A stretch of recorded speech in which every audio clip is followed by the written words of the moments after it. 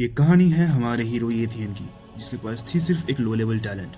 एक दिन आसमान में कई सारे गेट्स खुलते हैं, जिनसे भयानक मॉन्स्टर्स बाहर निकलते हैं और पूरी धरती पर तबाही मचाने लगते हैं। इसी के साथ साथ इंसानों को मिली टैलेंट्स, और उनमें से एक खास इंसान को मिली कॉपी कैट का टैलेंट। ताकत के साथ साथ उसका बस एक ही गोल था, अपनी बहन की रक्षा करना। और इस कॉपी कैट की टैलेंट के साथ मैं भविष्य में सबसे ज्यादा शक्तिशाली इंसान बनूंगा। और फिर हम देखते हैं, एक महीने बाद फिफ्थ एकेडमी में एथन का टीचर उसे कुछ बता रहा था। तुम इस ट्रायल को ज्वाइन करना चाहते हो, जबकि तुम्हें इस ट्रायल का नोटिस भी नहीं मिला था। आखिर इस इन्फॉर्मेशन को बाहर किसने लाने दिया? इस बात पे एथन टीचर को बताता है, जबकि मैं अब वॉरियर बन चुका हूँ, मेरे पास हक है अब इस टूर्नामेंट में साइन करने का। इस बात पे मुस्कुराते हुए टीचर बोलता है, मैं सोच रहा था कि मैं तुम्हें कुछ और देर जिंदगी जीने दूंगा। किससे पता था कि तुम जैसे कुछ मूर्ख लोग हैं जो पहले आगे ही मरना चाहते हैं। तभी वो टीचर एक कॉन्ट्रैक्ट को एथन के मुंह पे दे मारता है। फिर एथन देखता है कि वो कॉन्ट्रैक्ट एक लाइफ और डेथ कॉन्ट्रैक्ट था, जिसमें साफ लिखा हुआ था अगर एथन इस ट्रायल में ज्वाइन करता है तो वो मारा जाएगा, और इस चीज़ में एकेडमी का कोई भी कसूर नहीं होगा। और टीचर चाय पीते हुए देखता है और बोलता है, अगर तुम मरना चाहते हो तो इस कॉन्ट्रैक्ट पर साइन करके जाना, और अगर तुम्हारे अंदर दम नहीं है इस कॉन्ट्रैक्ट को साइन करने का तो मेरा टाइम बर्बाद मत करो और यहाँ से दफा हो जाओ। पर एथन ऐसा नहीं था, वो खुशी खुशी इस कॉन्ट्रैक्ट को साइन करता है और वहाँ से हंसते हंसते आ जाता है, जैसे कि किसी के प्रॉपर्टी पर साइन करके आया है। तभी वो टीचर अंदर में बाहर की ओर देखते हुए सोच रहा था, इन बच्चों को लगता है ये ट्रायल इन गरीबों की मदद करने के लिए बनाया गया है, पर किसे पता है कि इस ट्रायल का एक्चुअली कुछ और ही गोल था। और फिर हम घर में देखते हैं यूयू को अपनी नींद से जागते हुए, और उठते हुए सबसे पहले जाके देखती है कि उसका भैया यहीं पर है या फिर चला गया है। वो किचन में देखती है, उसका भैया कहीं पर नहीं था। और फिर वो टेबल पे देखती है जहाँ पर ये थे ने उसके लिए पहले खाने बना के चला गया था, और वो एक लेटर छुपके गया था जिसमें लिखा हुआ था एकेडमी में 3 दिन के लिए कुछ एक्टिविटीज हो रही है, इसलिए वो 3 दिन घर से बाहर रहेगा। और तब तक के लिए यूयू को अपना खुद का ध्यान रखना था, और यूयू बस मन में यही सोचती है कि उसका बैग किसी खतरे की ओर ना बढ़े। और फिर हमें दिखाई जाती है एक बंजर सी बर्बाद हुई सिटी, जहाँ पर हर कुछ राख हो चुकी है। और उसी बर्बाद हुई सिटी में हम देखते हैं बहुत सारे एकेडमी के स्टूडेंट्स एक जगह पे जमा हुए हैं। अलग अलग एकेडमी अलग अलग झुंड इकट्ठा थे, जिनके बीच में हम येथियन और जैनबाओ को देखते हैं। येथियन जैनबाओ से पूछता है, यहाँ पर इतने सारे लोग जमा क्यों हैं? जैनबा बताता है, यहाँ पर सारे एकेडमीज के बच्चे आए हुए हैं। तभी येथियन के फिफ्थ एकेडमी की तरफ देखता हुआ एक लड़का, उसका नाम मूसावे था, एकदम एटीट्यूड से बोलता है, आखिर ये फिफ्थ एकेडमी यहाँ पर क्या कर रही है? ये एकेडमी तो एकदम निकम्मी है। उससे अग्री करता है, उससे गार्ड उसे बताता है, यंग मास्टर, हम यहाँ पर सिर्फ बीस्ट का शिकार नहीं कर सकते, बल्कि लोगों का भी। तो जितने कमजोर लोग होंगे उतने हमारे लिए बेहतर होगा। इस पे अग्री करता हुआ सामने बोलता है, इन कमजोरों के लिए ताकतवर लोगों के हाथों मरना एक दुआ के बराबर होगा। और फिर जानवर एथन को बताता है, ये जो से बात करने वाला लड़का फर्स्ट एकेडमी का जीनियस मो शांबे था। वो एक लाजवाब मो फैमिली से बिलोंग करता है। एथन समझ नहीं पाता इतनी बड़ी मो फैमिली से बिलोंग करने के लिए क्या इसका एटीट्यूड इसलिए इस तरह ऐसा है। तभी वहाँ पर एक लड़का चिल्लाता है, मो साबी, जल्दी यहाँ पर आ जा, मैं आज के आज तुम्हें काट डालूंगा। उसकी बात का जवाब देता हुआ मोसामी बोलता है, निकम्मे इंसान, क्या आज तुम फिर यहाँ पर मुझसे हारने के लाए हो? यहाँ पर उन दोनों की दुश्मनी को देखकर ये ध्यान जानवर से पूछता है, अब यहाँ पर ये दूसरा बंदा कौन है जो सीधे सीधे जाकर मोसामी को धमकी दे रहा था? जानवर बताता है, ये बंदा सेकेंड एकेडमी का ली यू सिंह है, वहाँ का जीनियस, जो एक बार मोसाबे से हार गया था। उन सब बच्चों को देखकर टीचर भी बोल रहा था, एक और सन की बच्चा, ये सब कितने ज्यादा सिरदर्द है, आखिर इस दुनिया में इतने सन के लोग क्यों भरे हुए हैं? उस बात पे येथन कुछ कहना चाहता था, लेकिन कुछ नहीं बोला, और फिर चिल्ला के बोलता है, लिसिंगियन, मैं तुम्हें पूरा सपोर्ट करता हूँ, तुम इस बार जीत सकते हो। लिसिंगियन भी सोच रहा था, आखिर ये बंदा कौन है जो बिल्कुल मोसामे से नहीं डरा, जो उसे इतना सपोर्ट कर रहा था। खैर ये बात अच्छी है कि मुझे सपोर्ट कर रहा है, पर मुझे थोड़ी थोड़ी अब शर्म भी आ रही है। और तभी एक अनाउंसमेंट होती है, ट्रायल के बाहर लड़ना मना है, जो भी लोग भी लड़ेंगे यहाँ पर उसे ट्रायल से बाहर कर दिया जाएगा। और तभी लिसिंगियन ये सुन के बोलता है, बाहर तो उसे छोड़ रहा है, पर वो अगर अंदर उसे मिल गया तो वहीं पर उसे काट डालेगा। इसे सुनकर मौसम भी बोलता है, कुत्ते भौंकना तो बहुत जानते हैं, लेकिन देखते हैं दरवाजा खोलने के बाद कौन किसे काटता है। तो ली सिंगन येथन के पास आकर उससे पूछता है, तुम्हारा नाम क्या है? येथन खुशी खुशी उसे अपना नाम बताता है। ली सिंगन को येथन अच्छा बंदा लगा था, और येथन उसे बताता है मैं फिफ्थ अकेडमी से हूँ। जहाँ पर ली सिंगन येथन से बात कर रहा था, येथन का ध्यान था उसकी स्टेटस विंडो पे, जहाँ पर वो देख पा रहा था कि ली सिंगन का नाइफ टैलेंट मीडियम का था, यानी कि मिड लेवल।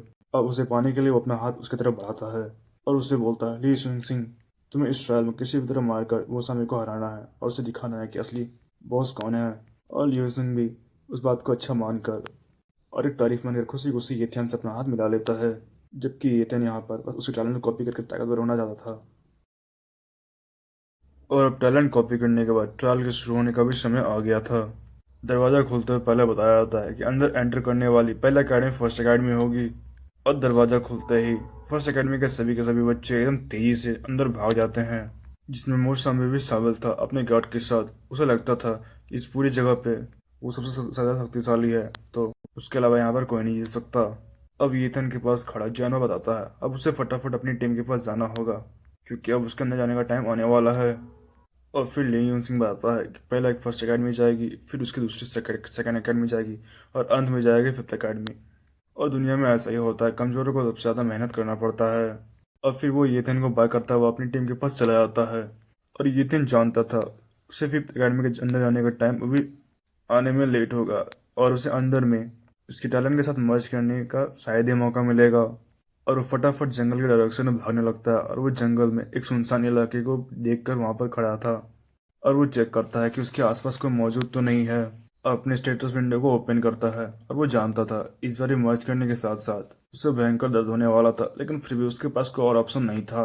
मर्ज को स्टार्ट करने के बाद वो सोच रहा था ये दर्द बहुत ही भयंकर है, लेकिन धीरे धीरे करके मुझे इसकी आदत हो रही है, और ऐसे ही दर्द को सह सह कर मुझे लगातार बाकी लोगों से बहुत ज़्यादा ताकतवर बनना है। और फिर मर्जिंग को खत्म होने के बाद हम उसकी आंखों में नई टैलेंट और नई ताकत को देख पाते हैं।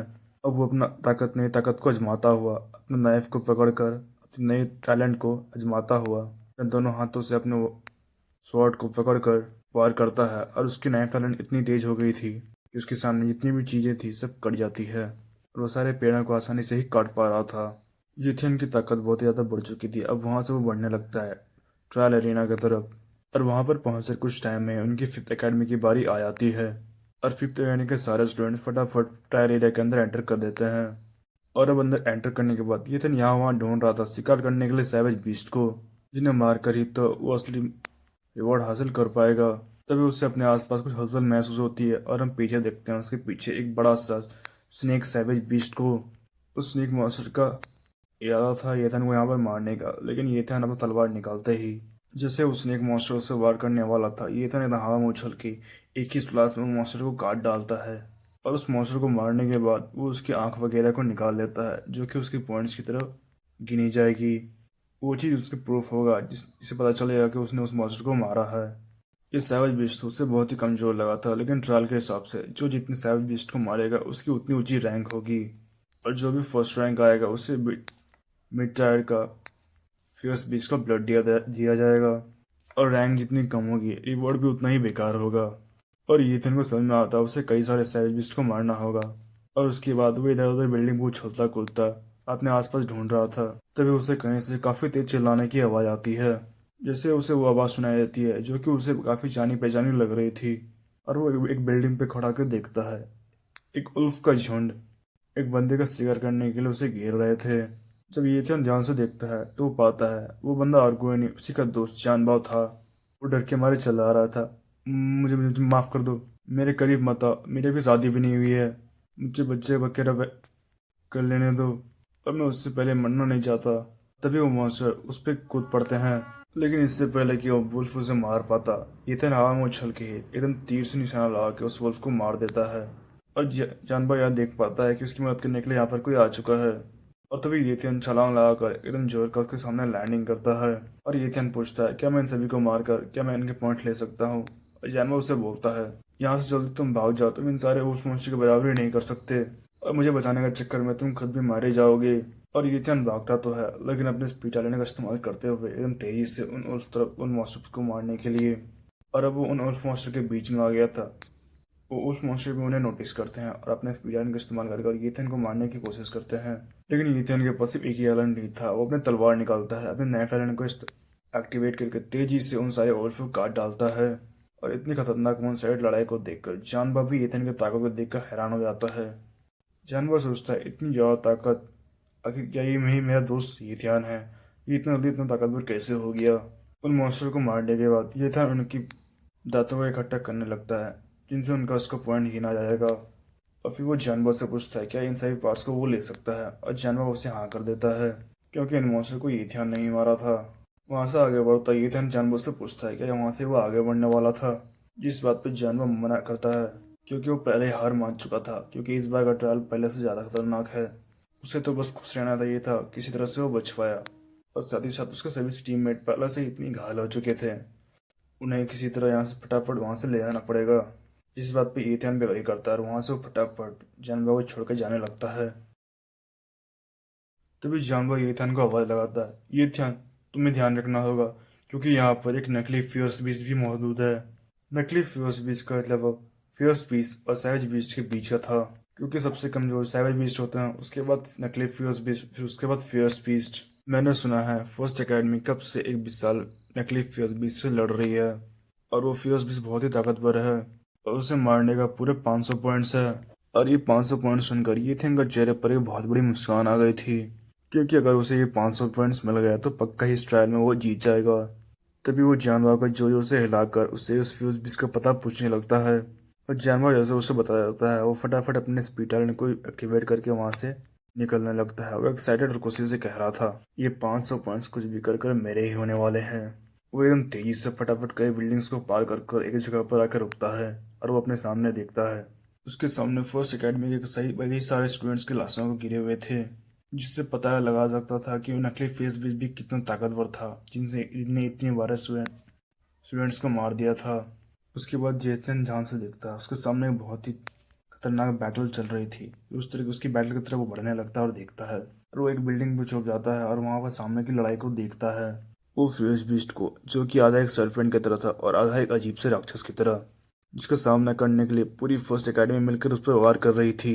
मोसाबे वहाँ पे चिल्ला रहा था, ये पूरे 500 पॉइंट्स मेरे हैं, सिर्फ मोसाबे के। उसका गार्ड भी उसे बताता है कि यंग मास्टर, इस फ्यूज बीच का स्टैमिना खत्म होने वाला, यही सही वक्त उसे मारने का। तभी वो फ्यूज बीच भी गुस्से में चिल्लाने लगता है, क्योंकि इन मच्छरों ने कब से उसका जीना हराम करके रखा था। और तभी मोसाबे भी अपनी तलवार लेकर उसे पूरी तेजी से उसकी तरफ मारने के टूट पड़ता है और अपनी पूरी ताकत लगाकर अपनी तलवार को उस मास्टर के सर पे जाकर दे मारता है।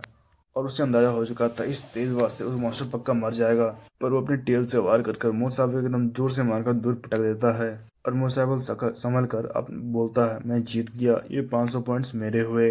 और सच में मोसाबे के वार से वो फियर्स बीच लड़खड़ाता हुआ जमीन पे गिर जाता है। हो सकता था वो मारा गया, लेकिन एथन भी इस बात से डिसअपॉइंटेड हो चुका था। क्या सच में वो मास्टर मारा चुका है? मैं सीधा सीधा जाकर उस मास्टर की आंखों को नहीं निकाल सकता, क्योंकि मोसाबे मुझे अपने पॉइंट छीनने नहीं देगा। और ऊपर से पूरी की पूरी फर्स्ट एकेडमी वहीं पर खड़ी थी और उस मॉन्स्टर को मारने के बाद मोसाबे उस मॉन्स्टर की तरफ बढ़ रहा था, जिस बात पे उससे गार्ड भी उसे कॉन्ग्रेचुलेट करता है और वो जोर से हंस रहा था, क्योंकि उसने 500 पॉइंट्स हासिल कर लिए थे।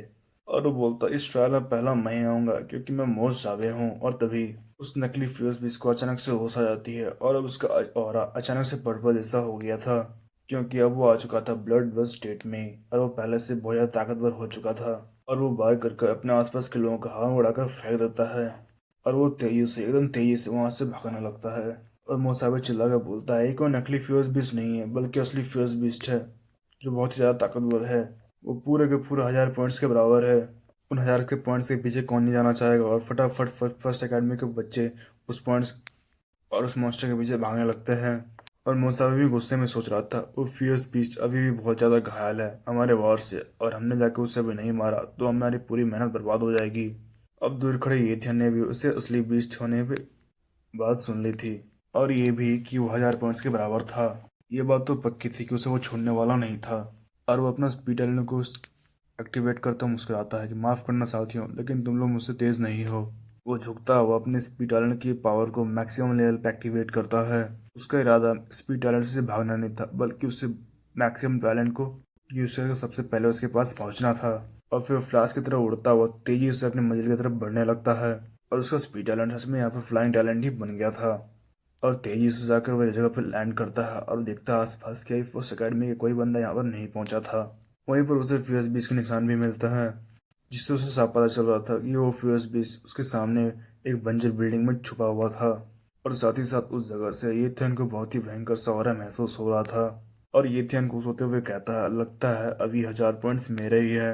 और एथियन उस बिल्डिंग में चला जाता है और उसे एक बहुत ही गंदी सांप स्मेल आ रही थी, क्योंकि वो मॉन्स्टर था तो एक सरपेंट टाइप का ही, लेकिन वहाँ पर गंदी स्मेल के साथ साथ एक भयंकर सा बहुत ही डार्क सा ऑरा था जो कि चारों ओर मौजूद था।